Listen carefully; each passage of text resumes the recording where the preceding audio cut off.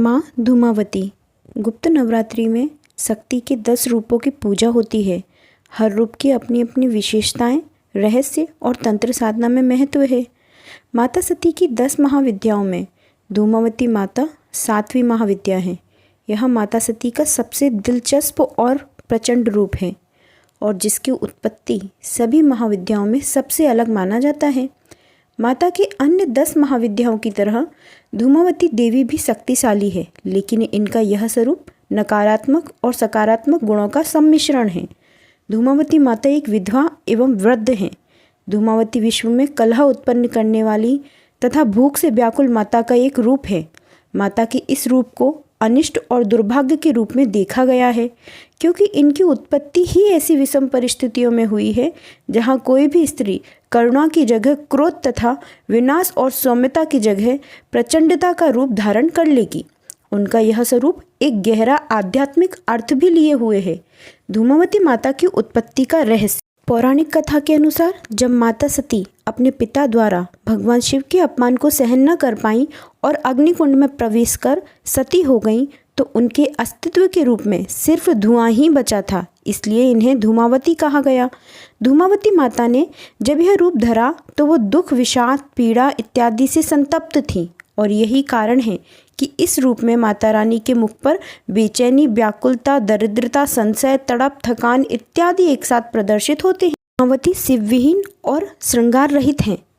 मान्यताओं के अनुसार एक बार जब माता पार्वती को तीव्र भूख लगी तो उन्होंने भगवान शिव से भोजन मांगा, लेकिन कैलाश पर भोजन उपलब्ध नहीं होने के कारण भगवान शिव जी ने उन्हें कुछ समय प्रतीक्षा करने को कहा। माता पार्वती कुछ समय तक प्रतीक्षा करती रहीं, लेकिन कुछ देर बाद उनकी भूख इतनी बेकाबू हो गई कि व्याकुलता में उन्होंने भगवान शिव को ही निगल लिया।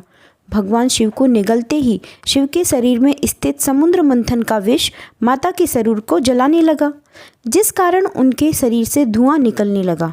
विष के प्रभाव से माता रानी का शरीर धीरे धीरे बूढ़ा होने लगा और उनमें जगह जगह झुर्रियाँ पड़ गईं। इस पीड़ा से बेचैन होकर माता पार्वती ने शिवजी को अपने मुंह से बाहर उगल दिया। बाहर आने पर भगवान शिव ने उन्हें क्रोध में विधवा कहा, क्योंकि भूख से व्याकुल होकर वो अपने पति को ही निगल गई थीं।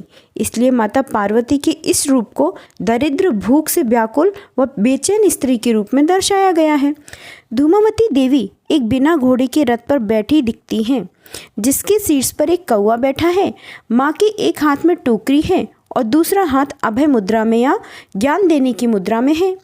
विधवा का श्राप मिले होने के कारण वे श्वेत वस्त्रों में होती हैं। उनका ये रूप मलिन वस्त्र पहने हुए है।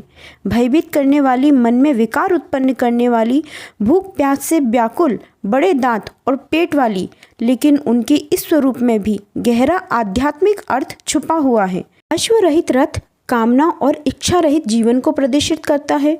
वहीं उनका ये दरिद्र रूप मानव जीवन की कठोर सच्चाइयों को सामने लाता है। धूमावती माता का स्वरूप भले ही नकारात्मक है, लेकिन इनकी पूजा करने से मनुष्य के संकटों का हरण होता है, अभाव दूर होता है।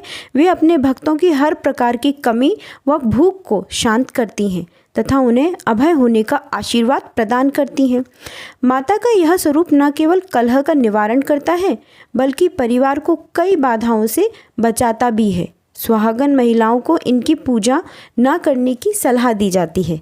दोस्तों, वीडियो अच्छी लगी हो तो वीडियो को लाइक कर दें और इसी तरह की और कहानियाँ सुनने के लिए चैनल को सब्सक्राइब जरूर कर दें। धन्यवाद।